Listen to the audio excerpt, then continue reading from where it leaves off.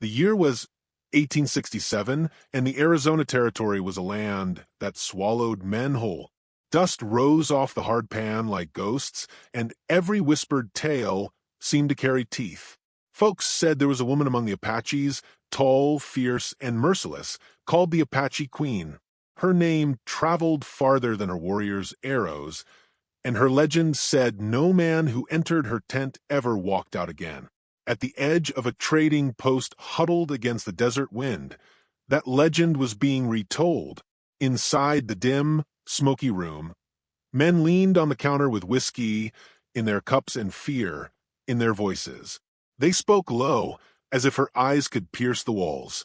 2 ranchers went looking for cattle that way last month. A trapper muttered, his beard stained with tobacco. Never seen again. Scalps taken, no doubt. Another man shook his head. Scalps if they were lucky. You don't know what she does to 'em in there. A hush fell. Men spat in the sawdust and looked away. In the corner sat Luke Calder, his hat brim low, boots caked with the red dirt of miles ridden. He didn't join the talk. He just listened, the burn of cheap whiskey sitting sharp in his throat. He'd heard enough stories in enough towns to know when a tale carried more weight than wild imagination. This one did. Luke wasn't a man who hunted legends. He had ridden through the war, watched brothers in blue and gray cut each other down until the rivers ran thick. He had carried his own brother, Samuel, on a blood-soaked field near Shiloh, only to bury him in foreign dirt. After that, Luke drifted west. The war ended, but nothing inside him did. The frontier was wide, cruel, and endless, and he figured maybe somewhere out here he'd find a reason to keep living. Tonight, reason had a name. The Apache Queen. He turned his glass slow, the wood beneath his elbows sticky with old drink. Her legend spoke of death, but buried in the whispers was something else. Settlers gone missing, wagon trains vanishing, rumors of prisoners who lingered for days before silence swallowed them whole. Luke's jaw tightened. If there were answers about raids, about why Samuel never made it back, he'd find them. And if she was as fearsome as the stories claimed, then maybe she was the only one worth testing his fate against. The door banged open, letting in a gust of grit and lantern glow. A pair of cowhands stumbled in, laughing too loud, but the room's mood didn't lift. Luke finished his drink, left coin on the counter, and stepped out into night. The desert stretched beyond the post, a black sea beneath a crooked moon. His horse, a rangy bay with one white sock, stamped impatiently at the hitch rail. Luke patted its neck. "Reckon we're riding into the lion's den, boy," he muttered. "But if we don't ride, we'll never know." By dawn, he was gone. The land gave no kindness. Heat by day, bitter cold by night, and silence that pressed heavy on a man's chest. Luke rode light, carrying a canteen, a rifle, and a Colt worn smooth by his hand. He followed no trail. There was none. But the stories pointed south into the red canyons and broken mesas where the Apaches held sway. By the second day, the air grew still. Even the buzzards hung back, as though something unseen ruled here. That night, as the fire snapped low, Luke felt eyes on him. He didn't look. He knew. At dawn they struck. A hiss of air, the whistle of an arrow. Luke rolled, sand stinging his eyes as the shaft buried in the dirt where his chest had been. His horse screamed and reared. 3 riders burst from the ridge, painted and silent. Luke's rifle barked once, smoke curling into the morning light. One man tumbled from his saddle. The others split wide, circling. Another arrow sliced past, grazing Luke's arm. He dropped behind a rock, heart pounding hard and fast. He snapped off 2 more shots, dust jumping from a ridge where one warrior had crouched. Then came the rush, hoofbeats drumming, a tomahawk flashing. Luke jerked his Colt free, the revolver roaring. The warrior toppled, his horse fleeing wild into the scrub. Only one remained. A boy, hardly older than Samuel had been when he fell in Tennessee. The youth's bowstring snapped back, but his hand trembled. Luke raised his Colt. For one breath, the world held still. The boy's eyes locked with his. Wide, fierce, frightened. Luke lowered the gun. Go. The boy hesitated, then bolted into the rocks, vanishing like smoke. Luke stood alone, chest heaving, blood hot in his veins. He'd lived, but not by much. He knew more eyes watched. He knew this was only the beginning. By midday, they had him. They came quiet, shadows among stone, slipping from behind boulders with rifles leveled. Luke fired once before a blow knocked him to the dirt. Rough hands bound his wrists, dragged him to his feet. The warriors spoke low in their tongue, their gazes hard. Luke was shoved forward, stumbling as they drove him deeper into the canyons. The camp revealed itself sudden, like a mirage turned solid. Smoke curled from fire pits, children darted between lodges, and women ground maize with stone. Warriors stood tall, painted and armed, their stares sharp as blades. Luke felt every eye cut into him as they pushed him toward the largest lodge, its entrance draped in hides marked with black patterns. Drums began to beat, slow, steady, echoing against the cliffs. From the shadows, she stepped forth. The Apache Queen. Tall, straight-backed, her braids bound with eagle feathers, she moved like someone who had never known fear. Her eyes were dark, unreadable, but when they fixed on Luke, he felt as though his soul had been laid bare. Her face carried no softness, no mercy, only fire. The warriors stopped short, heads bowed slightly. One spoke in their tongue, gesturing toward Luke. She raised a hand, silencing him. The drumbeat faded to quiet. She stepped closer. Luke caught the glint of bone and turquoise around her neck, the scars etched faint on her wrists, as if she'd wrestled the earth itself and won. Her voice, when it came, was steady as stone. "Why did you come?" Her English carried an accent, sharp and deliberate. Luke lifted his chin, to see if the stories are true. A murmur rippled through the gathered Apaches. The Queen's eyes narrowed, studying him as if measuring the weight of his spirit. "You are not the first," she said, "but you may be the last." She turned, motioned with her hand. Two warriors seized Luke by the arms, dragging him toward a lodge set apart from the others. Inside, the air was thick with smoke and the stench of blood. Shadows flickered across the hides. He heard voices, weak, broken. Men. Prisoners. One looked up as Luke was shoved inside. His face was hollow, eyes sunk deep, beard matted. He tried to speak, but only a rasp came out. Luke's get twisted. These were the ones who never returned. The flap fell closed, darkness swallowing him. Outside, the drums began again, steady as a heartbeat. Luke sank back against the post, wrists raw against the bindings, mind burning. He'd ridden into the heart of a legend, and the sun outside promised only one thing. By morning, he'd know whether he'd walk out alive or join the rest in silence. And in the stillness of that smoke-filled lodge, with whispers of broken men around him, he wondered if maybe the stories hadn't been about her at all. Maybe they were about what she saw in those who entered. The night stretched long, and with every beat of the drum, the weight of sunrise drew nearer. ChatGPT said, the night in the Apache camp passed in restless silence, broken only by the crackle of fires and the occasional sharp cry of an owl across the cliffs. Luke Calder sat bound in the lodge, his back aching against the pole, every nerve strung taut. The men around him, gaunt shadows of who they once were, murmured broken prayers or simply stared at nothing. They smelled of sweat and hopelessness, their eyes dulled by time and torment. Luke listened, breathing the smoke-thick air, waiting for dawn. He'd seen the way the Queen's gaze had burned into him. She hadn't looked at him as prey. She'd looked at him like a question. The drums began again with the first hint of sun. Low, steady, relentless. The sound throbbed through the earth until it reached his bones. Warriors burst into the lodge, pulling him to his feet, cutting the ropes that bound his ankles but leaving his wrists tied. They shoved him into the open where the camp had gathered. Children perched on rocks, their dark eyes wide. Women stood at the edges, silent, their faces unreadable.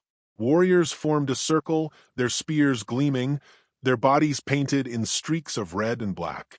At the center stood the Queen. She was draped in a robe of deer hide embroidered with beads that caught the light, her feathers lifting in the morning breeze. In her hand was a staff tipped with obsidian, sharp and cold as midnight. Her presence was more than command, it was sovereignty. "Cowboy," she called, her voice cutting clean across the gathering. "You wish to leave this place alive? No man leaves without proof of his spirit. You will face 3 trials. If you live, you may go. If you fail, the earth will keep your bones." The crowd murmured, anticipation sharp in the air. Luke's chest tightened, but he kept his eyes steady on hers. "Then let's be done with it." A faint curve touched her mouth, though it was no smile. She lifted her hand, and the first trial began. They dragged him beyond the camp into the open desert. The sun already blazed, merciless. A warrior cut his bindings, tossed him a knife no bigger than a hand, and pointed outward where the red earth stretched to infinity. No horse, no water, the queen declared, her voice carrying over the wind. Return by sundown, or never return. The circle broke apart, leaving him alone under the sky. Luke squinted into the light, his throat already parched. He slipped the knife into his belt and started walking. Hours passed like years. Heat bore down, stealing the strength from his limbs. His tongue stuck, dry against his teeth. The desert gave nothing, only rocks, sand, and the whine of wind. Vultures circled overhead, patient and knowing. Luke stumbled, caught himself, and kept moving. Memories flickered. Samuel's face on that battlefield, the way he begged Luke not to leave him. He remembered kneeling in blood, powerless. That memory had driven him west. It drove him now. He found shade beneath a boulder, scraped at the dirt with his hands until they bled. The ground was dry as bone. He pressed his lips together, cursing low. The buzz of wings drew his eyes to the brush where a rattlesnake lay coiled. Its tongue flicked, scales shining. Hunger gnawed sharp in his belly. He gripped the knife, waited, then struck. The snake writhed, rattling fury. Luke pinned its head, cut deep, and swallowed raw meat, the taste bitter but alive. He squeezed its body for drops of water, each one precious as gold. By mid-afternoon, his legs shook with every step. The cliffs blurred in the distance, the heat warping their edges. He thought he saw Samuel walking beside him, whole and grinning. Luke blinked hard, forcing the vision away. He wasn't done yet. Not here. Not like this. When the campfires finally came into view, dusk had begun its crawl across the sky. The Apaches waited at the edge, silent. Luke staggered forward, dirt-streaked, bloodied, but still standing. The queen studied him, her expression unreadable. Then she gave the faintest nod. "The desert did not claim you," she said. "Now face the second trial." They dragged him into the circle, once more. A warrior stepped forward. A mountain of a man, chest painted in black stripes, tomahawk gleaming in his hand. His eyes burned with hunger for violence. He raised his weapon and shouted something that made the other warriors cheer. Luke's knife felt like a child's toy in his grip. His body screamed from exhaustion, but he raised it anyway. The warrior lunged, tomahawk flashing. Luke dodged, the blade slicing air inches from his face. He slashed back, knife nicking flesh, drawing a thin line of red. The crowd howled. The Apache pressed harder, blows raining like a storm, each one meant to crush. Luke fell, rolled, barely escaped another strike that shattered rock where his skull had been. He came up swinging, knife cutting across the warrior's arm. The man roared, dropped the tomahawk, and grappled Luke barehanded. They crashed to the ground, fists pounding, dirt choking their lungs. Luke fought with everything left, jabbing, twisting, until his knife pressed against the warrior's throat. The camp went silent. The man beneath him lay still, chest heaving, eyes blazing defiance. Luke's hand trembled. He could end it. One push and he would win. But he stopped. Slowly, he eased the blade away and let the warrior roll free. The crowd murmured, confused, unsettled. The queen's gaze sharpened. She stepped closer, her feathers stirring. "You had victory in your hand. Why did you not take it?" Luke wiped blood from his mouth, breathing hard. "Because I didn't come here to kill for sport." Her eyes lingered on him, long and searching. Then she raised her staff. "One trial remains." They led him into her lodge, where a fire crackled low, shadows dancing across painted hides. In the center lay the boy Luke had spared in the desert, his arm bound with crude wrappings, his face pale, with fever. The queen gestured to him. He suffers. Show mercy. End his pain. A knife was placed in Luke's hand. He looked at the boy, young, barely grown. Sweat beaded on his brow, his breath shallow. The camp watched from outside, their whispers like wind at the door. Luke knelt. His chest ached. He remembered Samuel again, gasping in his arms, begging to be finished, begging not to linger in agony. He had refused then, choosing hope, though Samuel had died anyway. Now, this boy's life balanced in his hands. Luke set the knife aside. Not this way. He tore a strip from his own shirt, cleaned the wound as best he could, and bound it tighter. The boy moaned but did not break. Luke poured the last drops from his canteen into the boy's mouth. The queen knelt opposite him, watching every movement. When he was done, she reached out and touched the boy's forehead, then looked at Luke. You refused death, she said quietly. You gave what little you had to save him. Luke met her eyes, because mercy's worth more than another grave in the dirt. For the first time, her face shifted, something softer flickered, gone as quickly as it came. She rose, turned, and addressed the camp. This man is not like the others. He fights, but he does not kill without cause. He suffers, yet he does not surrender. He shows mercy even to his enemies. The crowd stirred uneasily, some nodding, others scowling. But her word was law. That night, the camp gathered for food and fire. Luke sat apart, his body trembling from weariness, his thoughts tangled. The queen passed near, pausing to study him in the glow. No man returned from my tent, she said. Do you know why? Luke shook his head. They came with hate, with hunger for blood. They saw only enemies, and so they died as enemies. But you, her eyes held him steady, you see us as more. He swallowed, unsure what to say. She didn't wait. She turned and disappeared into the shadows of her lodge. The fire crackled. Luke stared into it, wondering what had changed inside him without his knowing. But before rest could claim him, the night erupted. A gunshot tore the silence, followed by screams. Men surged to their feet. Flames licked the dark as bullets shattered the air. From the ridge poured armed riders, their faces covered, rifles blazing. White men, mercenaries hungry for Apache blood. Chaos engulfed the camp. Women screamed. Children scattered. Warriors charged to meet the attack, but the enemy's guns cut down the first line. Luke staggered up, grabbing a fallen rifle. His body begged him to run, to slip into the night and never look back. Freedom was a breath away, but then he saw the queen, standing tall in the firelight, calling her people to her side as bullets tore the air around her. A rider broke through the smoke, rifle aimed square at her heart. Luke didn't think. He raised the rifle, fired. The rider toppled, his shot going wide. Smoke burned Luke's lungs. He chambered another round. If I'm to die, he growled, I'll die standing. The queen's eyes found his in the chaos. For the first time, she nodded at him not as a captive, but as a warrior at her side. The battle had only begun, and the night promised blood. Smoke turned the night into a shifting wall of shadows, flames licking up from burning lodges as screams echoed through the Apache camp. Luke Calder fought to breathe through the haze, his rifle hot in his hands, his heart pounding like a drum. The mercenaries poured in from the ridge, hard-eyed men with bandanas over their faces, rifles blazing, horses trampling. They weren't here for prisoners or peace, they were here for slaughter.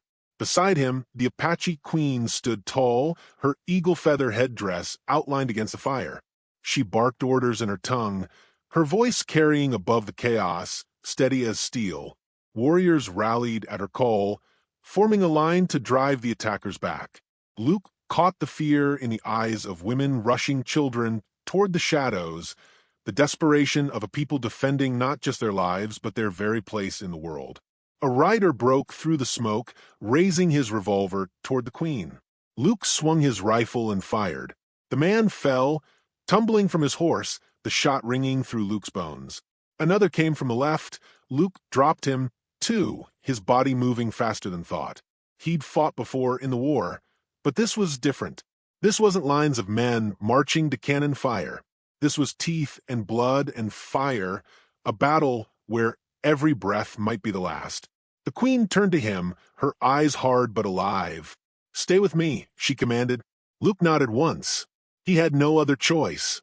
Together, they pushed through the chaos, Luke's rifle barking, the queen slashing with her obsidian-tipped staff, cutting down any who came too close. They fought side by side, unlikely allies bound by survival. Luke's muscles screamed with exhaustion, but something deeper drove him now. He wasn't just fighting to live. He was fighting because if he ran, he'd betray something in himself he couldn't bear to face. The mercenaries pressed harder, firing from the ridge, lighting arrows streaking into the camp.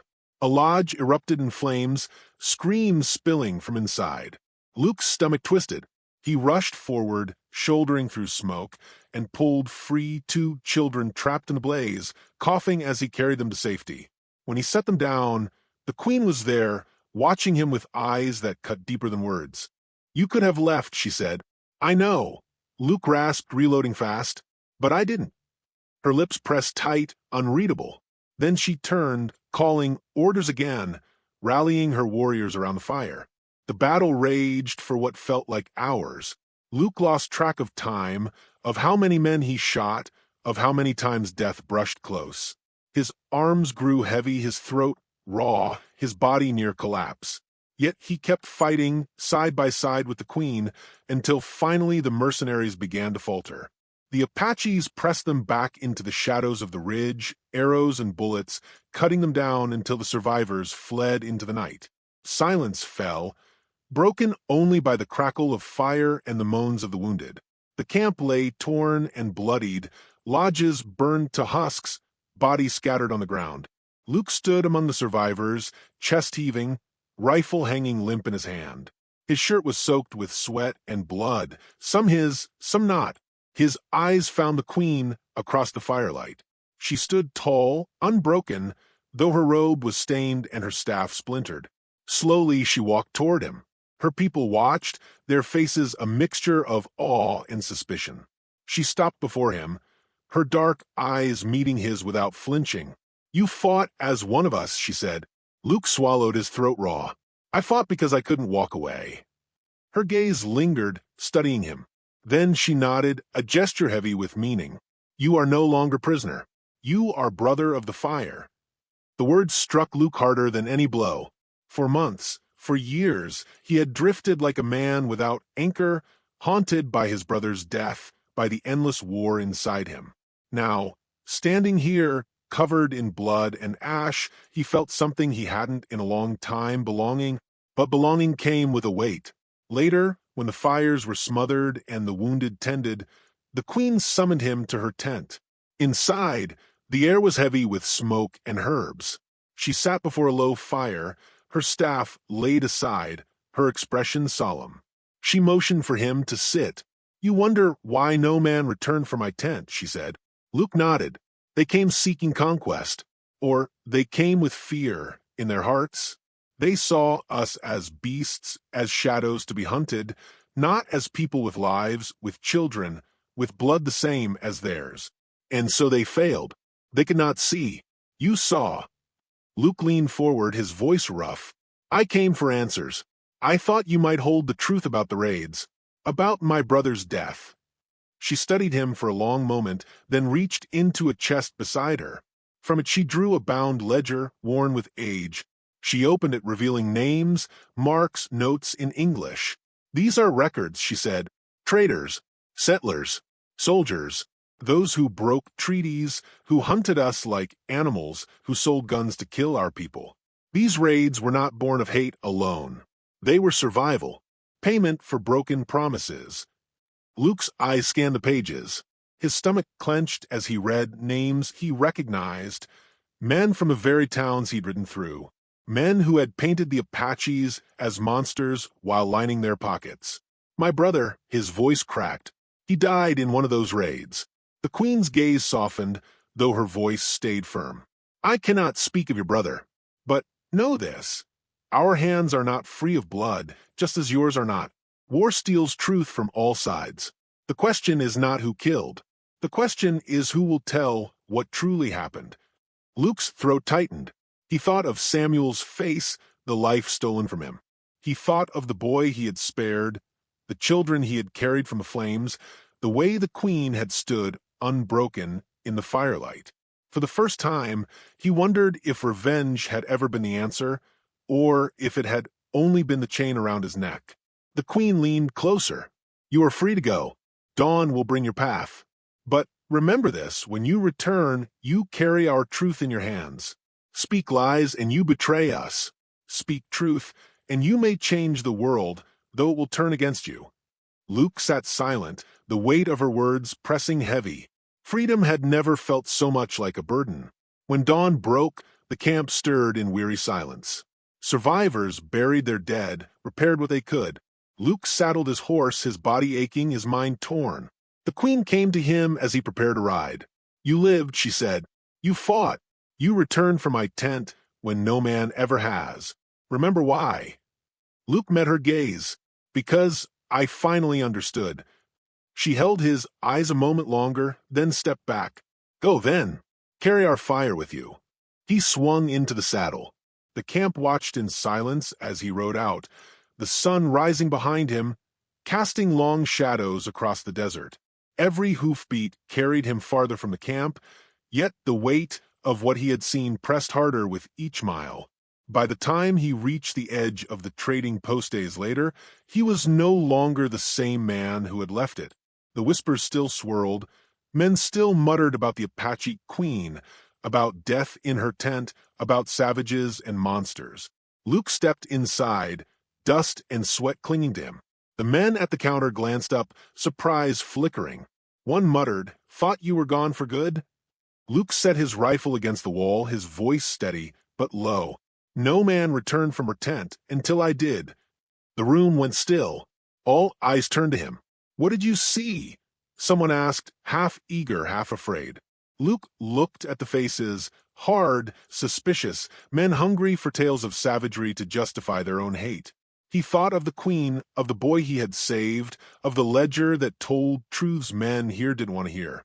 He drew a breath, feeling the desert still inside him. "I saw people," he said. "Not devils, not monsters. People fighting to live, same as you, same as me. Believe what you want.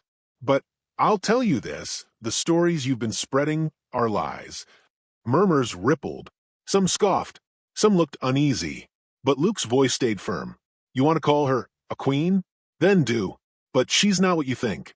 And if any of you ride south looking for blood, know this, you'll find it, but it won't be hers. It'll be yours." The silence that followed was heavy.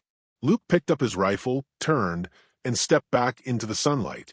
The desert stretched before him, wide and merciless, but for the first time in years, he felt a direction. As his horse carried him west, he thought of Samuel. Maybe his brother had died with hate in his heart, maybe with hope. Luke didn't know, but he knew what he carried now. The fire the queen had spoken of. It wasn't vengeance. It wasn't fear. It was truth, and truth was heavier than any rifle. So, what do we take from this tale? Maybe it's this. The frontier was never just a battleground of steel and blood. It was a mirror. It showed men who they were, stripped bare beneath the sun. Luke Calder returned from the Apache Queen's tent, not as the man who had ridden in, but as one who finally understood the weight of mercy, the power of truth, and the price of survival. If this story moved you, don't forget to share it, leave your thoughts, and remember, some legends aren't just told. They're lived.